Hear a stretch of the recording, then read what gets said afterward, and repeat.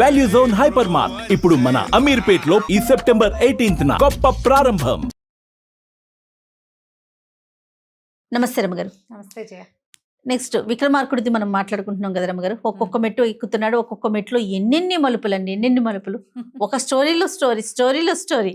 హేలావతికి చెప్తుంది వాళ్ళ దగ్గర ఉన్నవన్నీ దీపస్తంభం ఈ కథ చెప్తోంది. ఇందుకే ఆవిడ ప్రెగ్నెంట్ కాదు అనుకుందనమాట. ఓహో ఏదో నాకు నా శాపవశాత్తు నాకు ఇట్లా జరిగిందని అతిరూపవతి దాన్ని పట్టించుకోలే. అయితే ఆ తర్వాత ఏం జరిగింది తెలుసుకోవాలి కదా మనం. తర్వాత అన్నాడు విక్రమార్కుడు. అనగానే ఆ దీపస్తంభం కథ చెప్పడం మానేసింది. నేను ఇంతవరకే విన్నానండి, ఆ తెరగుడ్డని చింపేసినట్టుగానే నన్ను ఎవడో దుర్మార్గుడు అక్కడి నుంచి తీసుకుపోయాడు ఆ గదిలో నుంచి. మాలాంటి వాళ్ళ జీవితాలు ఇంతే, ఎవడో ఒకడు ఎక్కడో చోట తీసుకుపోతుంటారు. నన్ను ఆ గదిలో నుంచి తీసేశారు, నేను ఇంకా కథ వినలేదండి, నాకు తెలియదు అంతే. అనగానే రాజు అన్నాడు, ఇదేమిటి సగం కథ తను చెప్పింది, నువ్వు చెప్పావు తర్వాత, మరి ఈ తర్వాత ఏమైంది? ఇప్పుడే కదా అసలు మలుపు. ఈ పుట్టిన పిల్లాడేమయ్యాడు, ఆ పైకి వెళ్ళిన వాడేమైపోయాడు, వేశ్యమాత దగ్గర చేరిన అతిరూపవతి ఏమైంది, ఇవన్నీ మాకెవరు చెప్తారు? అనగానే దీపస్తంభం ఉంది, దానికే ఉంది ప్రభు, నన్నైతే తీసుకుపోయారు, కానీ ఇంకొకళ్ళు ఉన్నారు ఈ కథ విన్నవాళ్ళు. ఆ ఎవరో కాదు, ఈ హేలావతి ఆనుకుని కూర్చున్నటువంటి దిండు తలగడ, ఆమె ఒక దిండుగా అనుకొని కూర్చుని ఉంది. ఆ దిండు విన్నది, దిండు ఇక్కడే ఉంది ఆ కథ వింటున్నప్పుడు. నన్ను తీసుకుపోయారు, తెరగుడ్డను ముందు తీసుకెళ్ళిపోయారు, తర్వాత నన్ను తీసుకెళ్లారు, దిండు మాత్రం ఇక్కడే ఉంది ప్రభు, మీరు దిండుని అడగండి. ఈయన అన్నాడు, దిండు కథ చెప్తావా మరి అన్నాడు. అనగానే నిమిషం నిశ్శబ్దంగా ఉంది, ఏం వినిపించట్లా, మాట్లాడటల్లా ఎవరు. అని ఒక మూలుగు వినపడి తర్వాత మెల్లిగా దిండు చెప్తోంది, చెప్పాలనే ఉంది, మీరు ఇంత బాగా అడుగుతున్నారు, కానీ ఏం చేయను, ఈ హేలావతి నా ఊపిరాడనివ్వట్లేదు అన్నది. హేలావతికి ఆశ్చర్యంగా ఉంది, ఏం జరుగుతోంది, అన్ని మాట్లాడేస్తున్నాయి, అన్ని ఇవన్నీ మన దగ్గర ఉండేవే, ఇవి ఈ కథ ఎక్కడి నుంచి విన్నాయి, ఇది చెప్పటం ఏమిటి, ఈయన ఎట్ట చెప్పిస్తున్నాడు వాళ్ళతోటి, వాటితోటి వస్తువు, ఇవి మనుషులు కాదు, మనుషుల్ని అడిగితే చెప్పడం వేరు, వస్తువులు చెప్తున్నాయే అని ఆమె ఆశ్చర్యంలో మునిగిపోయి అటకే కూర్చున్నది. విక్రమార్కుడు గొంతు సవరించుకుంటున్నాడు. అప్పుడు ఆవిడకి అర్థమైంది, ఓహో ఈయన ఏదో చెప్తున్నాడని ముందు కొంగి తన వెనకాలన్న దిండు తీసి తమిద్దరికి మధ్యలో పెట్టి, అప్పుడు ఆ దిండు తర్వాత కథ చెప్పడం మొదలుపెట్టి, ఓకే, ఈ మంత్రసాని ఏం చేసింది, పుట్ట దగ్గర తీసుకెళ్ళి పిల్లాన్ని పడుకోబెట్టి, ఆ పుట్ట లోపల ఒక 7 శిరస్సుల నాగేంద్రుడు ఉన్నాడు. నాగేంద్రుడు బయటకు వచ్చాడు, చూస్తే పిల్లాడు కనపడుతున్నాడు. పిల్లాడు ఎవరా అని ఆయన జ్ఞాన దృష్టితో చూస్తే గంధేశ్వరుని మనవడు వీడు. ఆయన తన మంత్రశక్తితోటి పక్కనే భద్రకాళి అమ్మవారి ఆలయం ఉందిగా, ఆలయంలోకి అమ్మవారి చెంతకి చేర్చాడు. ఇదంతా రాత్రిపూట జరిగింది. తెల్లవారేదాకా శిశువు కాలు వేళ్ళు చిక్కుంటూ పడుకుని ఉన్నాడు. తెల్లారాక ఏడవటం మొదలుపెట్టాడు. ఈ దేవాలయంలో పొద్దున్నే పూజలు చేయడానికి అర్చకులు వాళ్ళు వస్తారు కదా, వాళ్ళంతా కేకలు పెట్టారు, ఎవరో శిశువు పసికందు పురిటికందు లాగా ఉన్నాడు, బొడ్డారలేదు, ఇక్కడ దేవాలయంలోకి వచ్చాడు అనగానే రాజుగారు పరిగెత్తుకొచ్చారు. రోజు పొద్దునే ఫస్ట్ అవర్లో అర్చకుడు వచ్చి అన్నీ అరేంజ్ చేస్తే ఆయన వచ్చి పూజ చేసుకుంటాడు. పూజ కంటే ముందే పరిగెత్తుకొచ్చాడు. వచ్చేసరికలు చూస్తే ఏముంది, వెలుగులు జింపుతూ ఉన్న పిల్లవాడు ఎంత బాగున్నాడో. సరే నా కొడుకు అట్లా అయిపోయాడు, కోడలు ఇదే దారి అయిపోయింది, ఈ పిల్లాడే ఎవరో దక్కాడని ఆ పిల్లాడిని తీసుకొచ్చుకున్నారు. మనవడైన పిల్లాడిని తీసుకున్నారు, తెచ్చుకుని పెంచుకున్నాడు. మదనమోహనుడు అని పేరు పెట్టారు. ఎంత అంతగాడో ఆ పిల్లవాడిని చక్కగా పెంచుకోవటం మొదలు పెట్టారు. ఈ అతిరూపవతి ఎవరి దగ్గర ఉంది, వేశ్యావాటికలో ఉండిపోయింది. ఈ అతిరూపుణ్ణి ప్రతి పౌర్ణమికి తీసుకొచ్చేవాళ్ళు. ఒక అతని భార్య అక్కడి నుంచి వెళ్ళిపోయాక ఆ భార్య లేదని వాళ్ళు అసలు అతని కిందకే తేల, అతను అక్కడే ఉండిపోయాడు. 16 సంవత్సరాలు గడిచినాయి, 16 లేదా 17 సంవత్సరాలు. ఈ అతిరూపవతి వేశ్యవాటికలోనే ఉండిపోయింది. ఆ వేశ్యమాత ఈ అమ్మాయితో ఏదైనా ఇతరత్ర వ్యవహారాలు చేయించాలని చూసింది, కానీ ఆ అమ్మాయి ఎట్టి పరిస్థితుల్లోనూ లొంగల. ఆవిడికి నా భర్త తప్పిస్తే ఇంకొకరిని వల్లని నేను, పైగా నేను రాజకుమార్తెని, ఇలాంటి వ్యవహారాలు చేసేదాన్ని కాను, పాతివ్రత్యాన్ని వదిలిపెట్టను అని గట్టిగా పట్టుకుని ఉంది. ఆవిడ కూడా ఏంటంటే కూతుర్ని పోగొట్టుకున్న దుఃఖంలో ఉంది. సరే కానీలే, ఏదో ఒక ముద్ద మనతో పాటే అని చెప్పి తనతో పాటే అన్నం పెడుతూ తన దగ్గరే ఉంచుకుంది, ఆ ఇంట్లోనే ఉండిపోయింది. అయితే ఏమైంది, 16 ఏళ్ళేమో అయింది, రాజకుమారుడి పుట్టినరోజు నాడు ఊరేగింపుకి రాజకుమారుడిని తీసుకొచ్చారు. రాజకుమారుడు ఏనుగెక్కి ఊరేగుతున్నాడు. ఊరేగుతుంటే ఈ మొత్తం ఊరంతా తిరుగుతారు. ఈ వేశ్యవాటికలో ఉన్న ఈ అతురీపవతి ఉన్నటువంటి బిల్డింగు ఇట్లా మెయిన్ రోడ్డుకి, అంటే మహారాజా తిరిగే రోడ్ల మీదకి ఒక పెద్ద బాల్కనీ లాగా తిరిగి, ఒక గుండ్రటి బాల్కనీ ఉండి లోపలికి ఉంది ఇల్లు. ఊరేగింపు జరుగుతోంది కదా, అందరితో పాటు అతిరూపవతి కూడా వచ్చి ఆ బిల్డింగ్ చివర నిలబడి. ఈ ఊరేగింపులో వెళ్తున్నటువంటి కుర్రాడు ఈ అతిరూపవతిని చూశాడు. అప్పటికి ఎంత సౌందర్యవతో, ఎంతో బాగుంది. ఆ పక్కన ఉన్న స్నేహితులతో, ఒక అమ్మాయిని చూశాను ఈ బిల్డింగ్లో, ఎంతమంది ఆ అమ్మాయి కావాలి నాకు అన్నాడు. అనేసరికి వీళ్ళేమనుకున్నారు, ఇప్పుడే యవనాంకురం వాళ్ళు వచ్చినాయి పిల్లవాడికి, రాజుగారి అబ్బాయి మరి రాజు అవ్వబోతున్నాడు కదా, మదన్మోహనుడు ఉత్సాహవంతుడు, ఆవిడని ఎవరినో అరేంజ్ చేయాలి వీడికి అని చెప్పి వాళ్ళు ఏం చేశారు, ఈ వేశ్యవాటికలో ఈ ఇంటికి వచ్చారు. రాజకుమారుడు యొక్క స్నేహితులు వచ్చి, మీ బిల్డింగ్లో మేడ మీద ఆ రోజు రాత్రి ఒక అమ్మాయిని మా రాజకుమారుడు చూశాడు, ఆ అమ్మాయి ఆయనకు కావాలి, ఆ అమ్మాయిని అరేంజ్ చేయమని చెప్పి వెళ్ళిపోయారు. ఈవిడ బతిమలాడింది, నీకోసం రాజకుమారుడు రావటం ఏమిటి, ఆ పిల్లాడు అచ్చు అతిరూపుడు లాగానే ఉన్నాడు. ఆ రోజు ఊరేగింపులోనే చూసింది తన భర్తలాగా ఉన్నాడు పిల్లాడని ఆ కుర్రాడు. కానీ ఈ రాజుగారి పోషణలో బాగా ఎదిగేసరికల్లా వాడు చిన్నపిల్లాడే లేడు, నవయువకుడు లాగా ఉన్నాడు. నా భర్త ఎట్టా వస్తాడు, వస్తే మాత్రం ఇంత చిన్నపిల్లాడిగా ఎందుకుంటాడు అని ఆవిడ దుఃఖపడి ఊరుకుంది. ఇప్పుడు ఏమైంది, ఈ రాజకుమారుడికి కబురు చేశారు ఫ్రెండ్స్, వాళ్ళతో మాట్లాడాము, నువ్వు ఎవరికీ తెలియకుండా, మీ నాన్నగారికి తెలిస్తే ఏమైనా అనుకుంటారేమో, చెప్పకుండా వెళ్ళు, ఈ వయసులో ఇలాంటి సాహసకృత్యాలు చేయవలసిందే యువకులు అన్నవాళ్ళు అని బాగా బూస్ట్ చేశారు. పిల్లాడు ఏం చేశాడు, ఈ రాజకుమారుడు చీకటి మాటున ఫ్రెండ్స్ కూడా ఒకవేళ వేళాకోళం చేస్తారని వాళ్ళకి చెప్పకుండా ఆ బిల్డింగ్ దగ్గరికి స్వయంగా బయలుదేరాడు. గుర్రం వేసుకొచ్చాడు, గుర్రాన్ని ఆ సందు మొదట్లో వదిలిపెట్టి, నువ్వు ఇక్కడే ఉండు, నేను మళ్ళీ వస్తానన్నాడు. అడుగులు అడుగేసుకుంటూ బిల్డింగ్ వైపుకి వెళ్తుంటే కాలికి ఏదో మెత్తగా తగిలింది. చూసేసరికల్లా ఒక ఆవు దూడ పడుకున్నాయి. ఈయన ఆవుని తొక్కేసరికల్లా ఉలికిపడ్డాడు.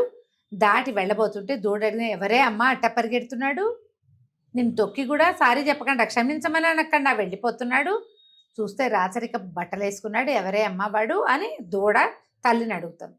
ఈ కుర్రాడికి అంతకుముందే పాఠశాలలో చేరున్నాడు, జంతువుల భాషలు తెలుసు.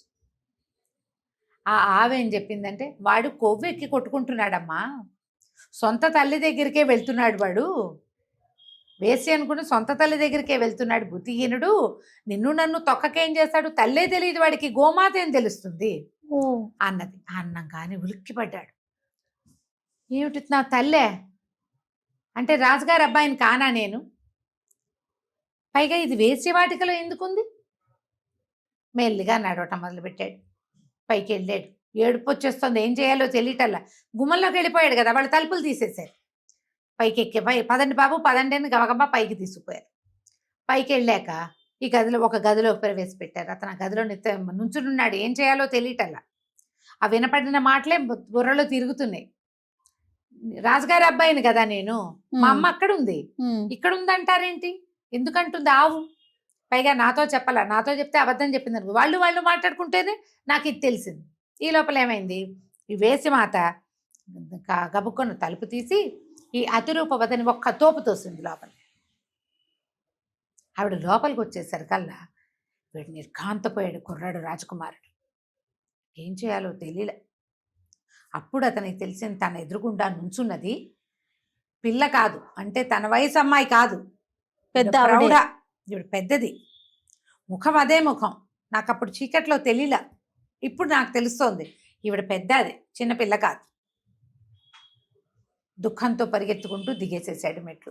ఆవిడ పక్క నుంచి తలుపు తోసుకుని కిందకి వెళ్ళిపోయాడు, ఏడ్చుకుంటూ ఇంటికి వెళ్ళిపోయి ఆ రాజుగారిని పట్టుకున్నాడు. దిండు చెప్తోంది కథ అంతా. నేనెవరు, ఏం జరిగింది, నేను ఎక్కడి నుంచి వచ్చాను, నువ్వు మా అబ్బాయివే అన్నారు అందరూ. అతిరూపుడు పాత చిత్రపటాలు ఉన్నాయి కదా, అవన్నీ మరి ఇతని మోఖం లాంటివే. సరే, మంత్రి గారికి అర్థం కాలేదు, ఇన్ని రోజులు లేనిది ఇవాళ ఎందుకు వచ్చింది రాకుమారుడికి ఈ మాట. స్నేహితుల్ని పిలిచారు, ఏం జరిగింది ఏమిటి అంటే, అప్పుడు ఆ స్నేహితుల్లో ఒకడు ఉన్నాడు, వాడు పెద్దవాడు, రాజకుమారిని ఎలాగైనా ముదురువాడిగా చేయాలని కంకణం కట్టుకుని ఉన్నవాడు. వాడు అన్నాడు, నన్ను క్షమించండి, ఊరేగింపులో ఫలానా భవనం మేడ మీద ఒక అమ్మాయిని చూశాడు రాకుమారుడు. ఆ అమ్మాయి తనకు కావాలని అడిగాడు. పంపించాను. నేను వాళ్ళకి చెప్పాను. రాజకుమారుడు మాతో చెప్పలా, కానీ ఇతను అక్కడికి వెళ్ళొచ్చాడని నాకు తెలిసింది వార్త. వెళ్ళొచ్చిన తర్వాత నుంచి ఇతను ఇట్లా దుఃఖంగా ఉన్నాడు. నేను ఎవరిని అన్న ప్రశ్న మొదలుపెట్టాడు. అనగానే అక్కడ వాళ్ళు ఏదో చేశారనుకున్నాడు మంత్రి. ఇక అక్కడి నుంచి ఈ కుర్రాన్ని, ఎవరో ఫ్రెండ్ ఉన్నాడుగా, ఆ ఫ్రెండ్ కుర్రాన్ని ఓ 4 సైనికుల్ని పంపించి ఆ బిల్డింగ్లో ఉన్న వేసిమాతని ఆవిడ కూతుర్ని ఈడ్చుకురండి అన్నారు.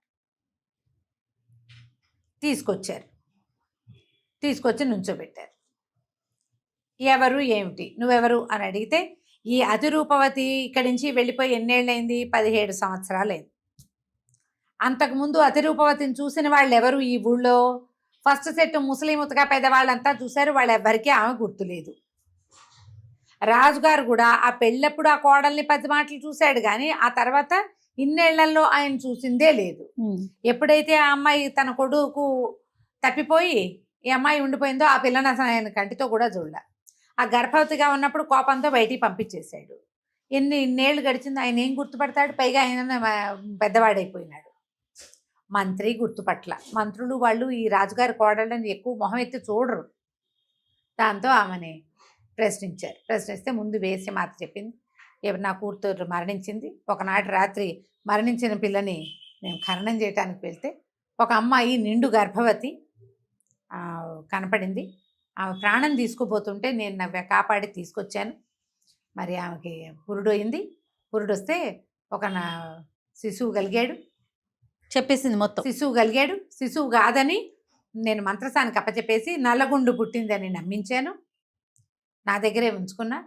ఇన్నేళ్ల నుంచి ఆమెతో నేనేమి వృత్తి చేయించలేకపోయాను.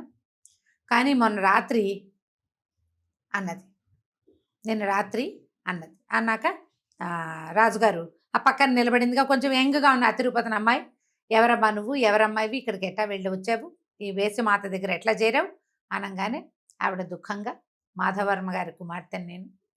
నాకు పెళ్లి సంబంధాలు చూసేటప్పుడు అతిరూపుడు అనే రాజకుమారుడికి ఇచ్చి నన్ను వివాహం చేశారు. ఈ రాజ్యం ఈ చంద్రగిరి అని కానీ ఎదురుగుండా ఉన్నాయనే గంధేశ్వరుడు అని కానీ ఆవిడకి తెలియదు అతిరూపుడు. మహారాజు గంధేశ్వరుని కుమారుడైన అతిరూపుడికి ఇచ్చి నన్ను వివాహం చేశారు. ఒంటిన స్తంభం మేడలో ఉంచారు నన్ను. ఒకనాటి రాత్రి నా భర్త ఎట్లా వెళ్ళిపోయాడో తెలీదు. అతను మళ్ళీ రాలేదు. నేను ఎలా గర్భవతిని అయ్యానో నాకు తెలీదు. గర్భవతిని అయ్యానని నన్ను ఇంట్లో నుంచి పంపించేశారు. ఈ చితిమంటల దగ్గర ఒళ్ళంటించుకుని చచ్చిపోదామంటే ఈ వేసిమాత కాపాడింది. నాకు ఒక నల్లరాయి పుట్టిందని చూపించింది. నాకు గర్భమని నేను నమ్మలేదు. ఈమె దగ్గరే ఉన్నాను. అప్పటి నుంచి ఇప్పటిదాకా నా భర్తను తప్ప నేను పరపురుషుణ్ణి చూడలేదు. కానీ నిన్న రాత్రి అంది. అనగానే మంత్రి అన్నాడు, వేసిమాత అడిగాడు, నిన్న రాత్రి అని నువ్వు చెప్తున్నావు, నిన్న రాత్రి అని ఈ అమ్మాయి చెప్తాం. నిన్న రాత్రి ఏం జరిగింది? ఏం జరిగిందంటే, ఒక రాజకుమారుడు నన్ను ఈమెను కోరాడని కబురు వచ్చింది. అతను పైకి వచ్చాడు.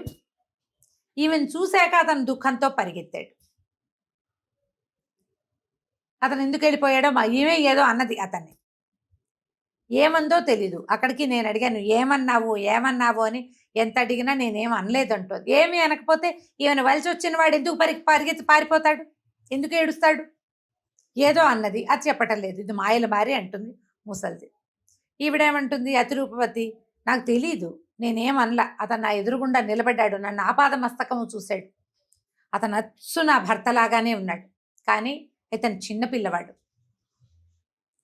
చిన్నవాడు కానీ నా వైపే చూశాడు. చూసి నా పక్క నుంచి ఏడుస్తూ వెళ్ళిపోయాడు. నేనేమనలేదు. అనగానే మంత్రి గారికి రకరకాల లైట్లు వెలిగినాయి తల్లో. ఈ వేశ్యమాతను అడిగాడు, ఏ మంత్రసానికి నువ్వు బిడ్డనిచ్చి పంపించావు? మంత్రసాని ఎవరో చెప్పమన్నాడు. అప్పుడు ఎక్కడి నుంచో ఒక వెంకాయమ్మని వెతికి పట్టుకొచ్చాను. ఆ వెంకాయమ్మ ఏం చెప్పింది, పిల్లవాడిని చంపేమంది, నేను పెడితే కష్టమని ఈ పిల్లాడిని ఆలయంలో వల్మీకం దగ్గర స్వామివారి పుట్టుంది, సుబ్రహ్మణ్యుడి పుట్ట, 7 తలల నాగున్నాడు అక్కడ పడుకోబెట్టాను. తర్వాత ఏం జరిగిందో నాకు తెలియదు. అప్పుడు మంత్రి అన్నాడు, ప్రభు, ఇదేదో చాలా విచిత్రమైన సంగతిగా ఉంది. ఈమె చెప్తున్న వివరాలని బట్టి ఈమె అతిరూపవతి. ఆమెకు కుమారుడు కలిగాడు. ఆ కుమారుడు అతిరూపుడు లాగా ఉన్నాడంటే అతిరూపుడి కొడుకే అయి ఉండాలి, అతిరూపుడి కొడుకే అవ్వాలి. మనకి పిల్లవాడు భద్రకాళి ఆలయంలో దొరికాడు, కానీ ఎవరు అమ్మా నాన్నో మనకు తెలియదు. కానీ పిల్లాడు మాత్రం అతిరూపుడు లాగానే, మీ కుమారుడు లాగానే ఉన్నాడు. అలా ఎలా కుదురుతుంది? ఇక్కడ ఏదో జరుగుతోంది, మనకు అర్థం కావట్లేదు. పదండి అందరం భద్రకాళి ఆలయానికి వెళ్దామని అందరూ పోయి భద్రకాళి ఆలయంలో నిలబడ్డారు. రాజుగారు పెద్ద వారి చేతిలో హారతి కర్పూరం పెట్టుకుని వెలిగించి అమ్మవారికి హారతి ఇచ్చి, నన్ను రక్షించు, ఏం జరుగుతోంది, నా కుమారుడు ఏమయ్యాడు? ఈ దొరికిన కుమారుని నువ్వు ఇచ్చిన ప్రసాదం అని నమ్మాను, కానీ ఇతను నా సొంత మనవడేనని తెలిసేలాంటి ఒక గాథ వినపడుతోందంటే అమ్మవారి మాటలు వినపడ్డాయి. గంధేశ్వర, ఈమె నీ కోడలు, ఈ పిల్లవాడు ఆమెకు పుట్టిన సంతానం, నీ వారసుడని నీకు అప్పచెప్పాను నేను. నీ కుమారుడు ఆ స్వర్గలోకంలో ఉన్నాడు అనేసరికి ఈ పిల్లాడు అడిగాడు, నా తండ్రిని రక్షించుకునే మార్గం ఏది అని అడిగేసరికి ఆవిడ ఏం చెప్పిందంటే, నీ తల్లితో సోమవార వ్రతం చేయించు. అప్పుడు ఆ 7 కన్యలట వాళ్ళు, 7 నా దేవకన్యలు, 4 3 అనుకుంటున్నాం కదా, 7 వాళ్ళు గనక ఒప్పుకుని అతన్ని పంపిస్తే అతను భూమి మీదకి వచ్చేస్తాడు. స్వర్గలోకంలోనే ఉన్నాడు, గంధర్వలోకాలు స్వర్గలోకాల్లో తిరుగుతున్నాడు అనేసరికి ఈ పిల్లాడు తల్లిని కావలించుకున్నాడు, క్షమించమన్నాడు. ఈ రాజుగారు కూడా పరిపరి విధాలుగా ప్రార్థించి కోడల్ని ఇంటికి తెచ్చుకున్నారు. తర్వాత ఒంటి స్తంభం మేడలోనే ఈయన అతిరూపవతి కొన్ని వారాల పాటు సోమవార వ్రతం చేశాక ఆ 7 కన్యకలు ప్రత్యక్షమై నీకేం కావాలని అడిగితే ఆ భర్తని కావాలని కోరుకునేసరికి ఆ భర్తను తీసుకొచ్చి అప్పచెప్పారు. తర్వాత ఈ భర్తతోటి కుమారుడితోటి అతిరూపవతి ఇద్దరు ఈ మదన్మోహనుడు అని చెప్పబడతారు రాకుమారుడితోటి ఎంతో కాలం సంతోషంగా ఉండి చంద్రగిరి రాజ్యాన్ని పరిపాలించారు. ఈ దిండు చెప్పింది అప్పుడు, వర్తక వేషధారి రాజా విక్రమార్కుడు, నీ వల్ల కదా, నువ్వు విక్రమాదిత్యుడివి, పరమసాహసివి, భద్రకాళి అమ్మవారి యొక్క కృపాకటాక్షాలకి వల్ల ఇంత మహత్తు సంపాదించావు, నీ వల్ల కదా ఇలా నోరులేని జీవాలం తలా పక్కన పడుండేవాళ్ళం మాకు కథలు చెప్పే అవకాశాన్ని ఇచ్చావు ప్రభు. నీలాంటి వాడివి నువ్వే. నీ వల్ల కాకపోతే ఓ దిండు, ఓ తలకు ఒక తెరగుడ్డ, ఒక తల వెనకాల ఉండే దిండు, ఓ తెరగుడ్డ, ఓ దీపస్తంభానికి మాటలు ఎట్లా వస్తాయి? అంతే కదా, నువ్వు ఉన్నావు కాబట్టి మాకు ఈ మాటలన్నీ వచ్చినాయి. ఈ కథ మేము అప్పుడు విన్నది అనగానే, ఎప్పుడైతే వర్తక వేషధారి రాజా విక్రమార్క అనగానే బయట ఉన్న మంత్రి రాజు ఆశ్చర్యపోయాడు. విక్రమార్కుడా, అతను వచ్చాడు మన కోసం. ఈ హేలావతి కూడా చాలా ఆశ్చర్యపోయింది. కబుక్కొని వచ్చి ఆయన పాదాలకు దండం పెట్టింది. నువ్వని తెలియలేదు, నువ్వు వర్తక రూపంలో ఉండటం వల్ల నా తండ్రికి నేను వలచిన వాడు, నాకు ఎవరైతే పెళ్లి కుమారుడు నచ్చాడో అతను నాకు తగిన వాడేనని నమ్మించడానికి ఈ ఏర్పాటు చేయమన్నాను. నేను 10 ప్రశ్నలు వేసి నీ నుంచి సమాధానాలు రాబట్టి నిన్ను ప్రూవ్ చేద్దామనుకున్నా, నిరూపిద్దామనుకున్నా, కానీ నువ్వే నిరూపించుకున్నావు. ఈ వస్తువులతోటి మాట్లాడించి ఈ కథ చెప్పించి నువ్వే నిరూపించుకున్నావు అని చెప్పి ఆవిడ వచ్చి దండం పెట్టింది. బయట నుంచి రాజు మంత్రి ఇద్దరు వచ్చారు. పరిపరి విధాల ప్రార్థించి మమ్మల్ని క్షమించండి అని మర్నాడు ఉదయం వివాహానికి ఏర్పాటు చేసుకుని హేలావతితోటి పెళ్లి చేశారు విక్రమార్కుడికి. ఆయన కొంతకాలం పాటు ఆ ద్వీపం అంతా చక్కగా విహారం చేసి తన గడువు 6 నెలలు పూర్తయ్యాక బ్రాహ్మణ ఇంట్లో, ఒక సత్రం అధికారి ఇంట్లో బ్రాహ్మణ కుమారుడిని దాచిపెట్టాడు కదా, ఉంచాడు వాళ్ళ దగ్గర. ఆ కుమారుణ్ణి తీసుకుని హేలావతితో సహా ఈ భేతాళుడి సహాయంతో మళ్ళీ ఉజ్జయిని మహానగరానికి తిరిగి వచ్చేసాడు. తిరిగి వచ్చాక ఆ వేదవిధుడు అనే బ్రాహ్మడు ఉన్నాడు కదా, ఆయన్ని పిలిపించి ఆయన కుమారుణ్ణి ఆయనకు అప్పచెప్పాడు. హేలావతితోటి సుఖంగా ఇంకొక 6 నెలలు ఆయన హాయిగా రాజ్యంలో ఉన్నాడు. ఇప్పుడు చూడు ఎలాంటి వాడు విక్రమార్కుడు. ఏదైనా చెయ్యాలి అంటే చేసేయటమే, అంతే, ముందు వెనక చూసే పని లేదు. బ్రాహ్మణ కుమారుడిని రక్షించడం కోసం బయలుదేరి చివరికి వివాహం చేసుకుని వెళ్ళాడు. అతని తెలివితేటలు కానీ, పరాక్రమం కానీ, సాహసం కానీ నీకేవీ లేవు, కాబట్టి నువ్వు ఈ సింహాసనం ఎక్కడానికి పనికొచ్చేవాడివి కాదు, దిగి వెళ్ళిపోమని ఈ కోమలవల్లి అని ఉన్న పేరున్న సాలభంజిక 3వ మెట్టు మీద ఉన్నది చెప్పంగానే భోజుడు ఓ నమస్కారం చేసి దిగి వెళ్ళిపోయాడు. ఈ విధంగా 3వ సాలభంజిక చెప్పిన కథ కూడా వినేసాం మనం 3 కథలు వచ్చినాయి చూడు. అవును, 3 కథల్లో ఎన్ని ఉపకథలు వచ్చినాయి రమ్మగారు? అదే అదే చాలా చాలా బాగుంది. మరి 4వ కథ, 4వ మెట్టు ఏం చెప్తుందో చూద్దాం. నెక్స్ట్ వీడియోలో చూద్దాం. నమస్తే. నమస్తే.